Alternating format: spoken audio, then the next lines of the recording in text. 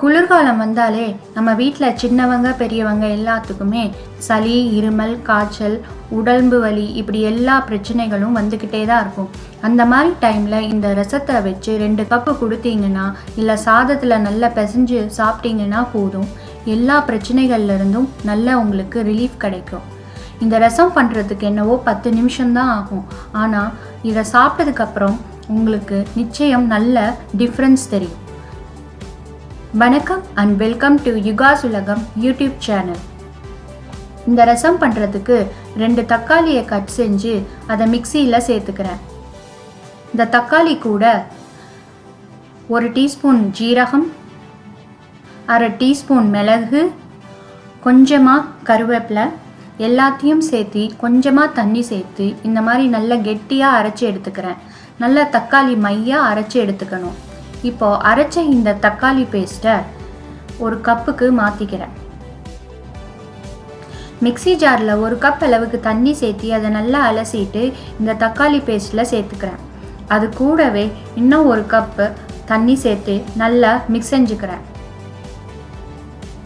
Mix செஞ்சதுக்கப்புறம் தேவையான அளவு உப்பு, 1/2 டீஸ்பூன் மஞ்சத்தூள், 3/4 டீஸ்பூன் மிளகுத்தூள், 2 டேபிள் ஸ்பூன் தனியா, 1/2 டீஸ்பூன் ஜீரகம் எல்லாத்தையும் சேர்த்து நல்லா கட்டி தட்டாமல் நல்லா மிக்ஸ் செஞ்சு எடுத்து வச்சுக்கிறேன். இப்போ பார்த்தீங்கன்னா 3/4 வாசி வேலை நமக்கு முடிஞ்சு போச்சு. இப்போ அடுத்து பாத்திரத்தில் 1 டேபிள் ஸ்பூன் எண்ணெய் விட்டுக்கிறேன். எண்ணெய் சூடானதும் 3/4 டீஸ்பூன் கடுகு, ஜீரகம் சேர்த்துக்கிறேன். 2 சிகப்பு மிளகாய், கொஞ்சமாக கருவேப்பிலை, ஒரு 7 பூண்டு இடித்து சேர்த்துக்கிறேன். எல்லாத்தையும் நல்லா அடுப்பில் சிம்மாக வச்சுட்டு இந்த மாதிரி நல்லா வதக்கிடுங்க. பூண்டு நல்லா வதங்கி வந்துடணும். பார்த்தீங்கன்னா இந்த மாதிரி நல்லா வதங்கிடணும், கருகிடாமல் பார்த்துக்கோங்க. இப்போ மிக்ஸ் செஞ்சு வச்சுருக்கிற தக்காளி பேஸ்ட்டை இந்த தாளிப்பில் சேர்த்து நல்லா மிக்ஸ் செஞ்சு விட்டுடுறேன். மிக்ஸ் செஞ்சு வச்சுட்டு அடுப்பை நல்லா மீடியம் ஃப்ளேமில் வச்சு தக்காளி ரசத்தை நல்லா கொதிக்க விடுறேன். தக்காளியோட பச்சை வாசனை போகிற வரைக்கும் கொதிச்சா போதும், ரொம்ப நேரம் கொதிக்க வைக்க வேண்டாம். இப்போ பார்த்தீங்கன்னா நல்லா தக்காளி ரசம் கொதிச்சு வருது. இப்போ நல்லா கொதிச்சு வரும்போது அடுப்பை நல்லா ஸ்லிம் ஆக்கிடுங்க. இப்போ கொஞ்சமாக பெருங்காயத்தூள், நல்லா கட் செஞ்சு வச்சுருக்கிற கொத்தமல்லி தழை எல்லாத்தையும் சேர்த்து மிக்ஸ் செஞ்சு விட்டுட்டு அடுப்பை ஆஃப் செஞ்சுடுங்க.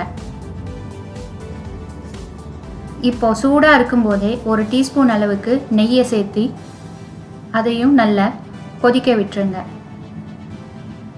அவ்வளோதாங்க, சூப்பரான ரசம் ரெடி ஆயிடுச்சு. இந்த ரசம் சளி, இருமல், காய்ச்சல், உடம்பு வலி இப்படி எல்லாத்துக்கும் நல்ல ரிலீஃப் தரும். நல்ல சுட சுட ஒரு கப்பில் ஊற்றி கொஞ்சமாக மிளகை மேலே தூவி குடிச்சிங்கன்னா போதும், உங்களுக்கு நல்ல ரிலீஃப் கிடைக்கும். அது இல்லைன்னா சாதத்தில் போட்டு நல்லா பிசைஞ்சு சாப்பிடுங்க, ரொம்ப சூப்பராக இருக்கும். கண்டிப்பாக நீங்களும் இந்த ரசத்தை உங்கள் வீட்டில் ட்ரை பண்ணி பாருங்கள். நிச்சயம் உங்கள் வீட்டில் எல்லோரும் விரும்பி சாப்பிடுவாங்க. நன்றி. இந்த வீடியோ உங்களுக்கு பிடிச்சிருந்தா லைக் பண்ணுங்கள், ஷேர் பண்ணுங்கள், கமெண்ட் பண்ணுங்கள்.